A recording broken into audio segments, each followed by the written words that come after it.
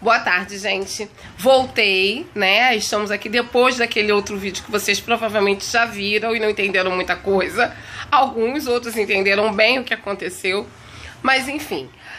Prosseguindo o vídeo anterior, eu quero falar com vocês sobre a ecolalia, que é uma coisa que atrapalha a conversação, atrapalha a comunicação e muitas vezes faz com que eu e você, que somos pais, soframos a dificuldade de não conseguir alcançar a comunicação com os nossos filhos. A ecolalia é o hábito que o autista adquire de repetir palavras, frases, expressões de desenhos, de filmes ou até mesmo de conversas que ouvem dentro do seu ambiente familiar. Por que eu digo que a ecolalia é um ponto que complica a nossa comunicação? Porque é uma coisa mecânica, é uma repetição mecânica que muitas vezes acontece durante ao longo do dia inteiro, uma mesma palavra, um mesmo assunto, uma mesma expressão, sem necessariamente se aplicar de uma forma funcional a conversa alguma. Então, muitas vezes, se você pergunta ao seu autista se ele quer água, e ele responde outra coisa. Ele responde, por exemplo, uma expressão que ele tem ouvido o Pica-Pau falando no desenho que ele assiste. Isso é muito frustrante, porque se você pergunta a alguém se essa pessoa quer água, você espera que a pessoa diga sim, eu quero, ou não, ou depois, mas você espera uma resposta.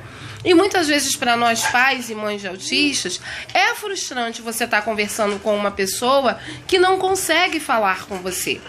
Só que você tem que levar em consideração que essa não expressividade de conversação desse autista não é porque ele quer te irritar, não é porque ele é rebelde, não é porque ele não quer saber do que você está dizendo e muito menos porque ele está envolvido no mundinho pessoal dele. Porque a gente sabe que, já foi comprovado isso, que o autista é uma pessoa diferente, mas essa ideia de um mundinho totalmente alienado do mundo não é 100% verdade. Porque muitas vezes o autista consegue perceber algumas coisas, mas não consegue expressar o que ele está sentindo.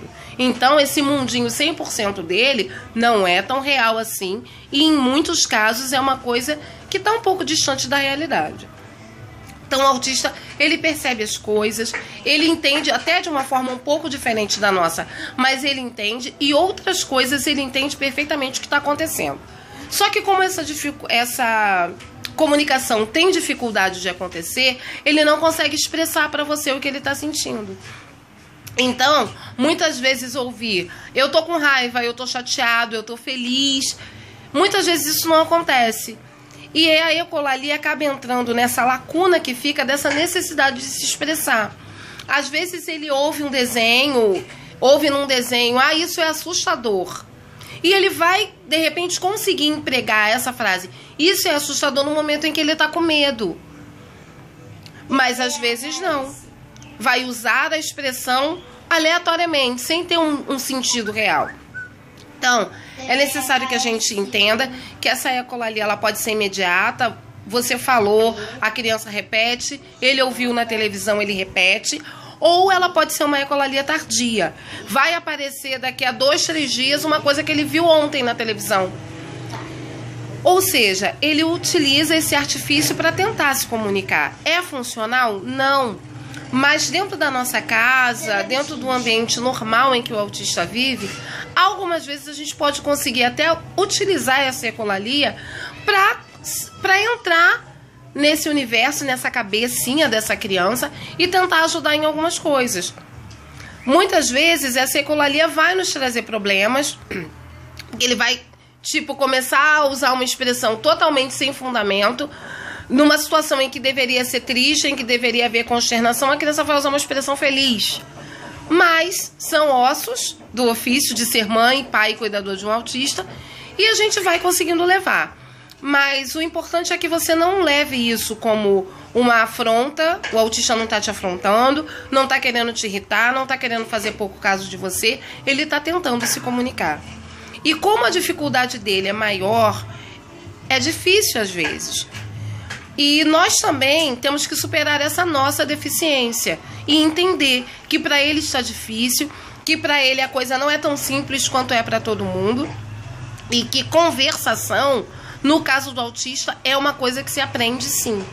Para nós não, a conversação ela sai automaticamente, né? Se você me perguntar como foi que eu aprendi a conversar, eu não tenho a mínima ideia. Eu escutei as pessoas falando e fui falando, como quem me conhece diz, que eu falo pelos cotovelos. Acredito que eu fui vendo, fui fazendo aquela repetição, né? Que é aquela ecolalia normal de toda criança. Mas aos poucos a minha ecolalia foi sumindo. Eu fui adquirindo o meu próprio vocabulário, o meu jeito de ser, a minha entonação de falar. E vamos embora. Mas o autista não é assim. Para ele não é uma coisa natural. Para ele precisa ser um comportamento treinado, um comportamento aprendido. Então, use todos os artifícios que você tiver. PECs, para ajudar o autista a expressar o que ele está sentindo, sabe? O eu tô triste, eu tô feliz, que é tão comum para eles, é difícil. Então, quando você começa a trabalhar a conversação, você começa a trabalhar a expressão facial, você começa a trabalhar a expressão corporal, e isso é um trabalho a longo prazo. Quanto tempo vai levar para que você consiga que seu autista se comunique? Eu não sei. Porque aqui na minha casa, esse processo já dura 8 anos, e eu não sei quanto tempo ainda vai levar. Funciona às vezes não funciona, mas a gente vai tentando. Sabe, é como você garimpar ouro em um rio. Haverão dias em que você vai garimpar e você não vai conseguir nada. Mas haverão dias em que você vai garimpar e vai achar pepitas de ouro maravilhosas. Pois é, a comunicação com o autista é desse jeito. É um rio no qual você garimpa.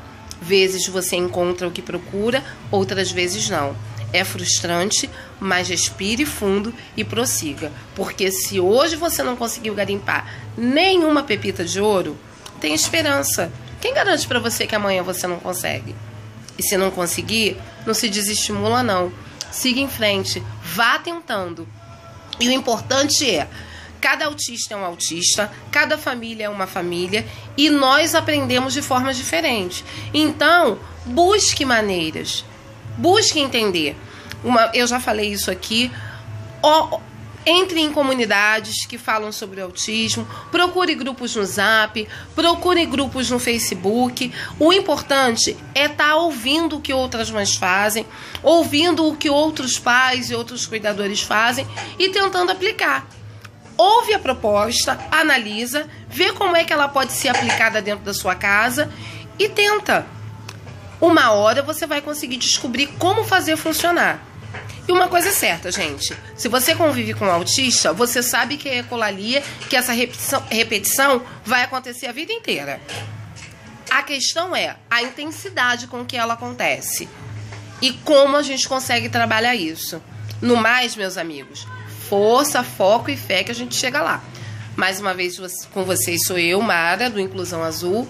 E dá um ok pra gente, tá bom? Divulguem os nossos vídeos e vamos seguindo em frente, que o negócio é ser feliz. Beijo, até a próxima, gente.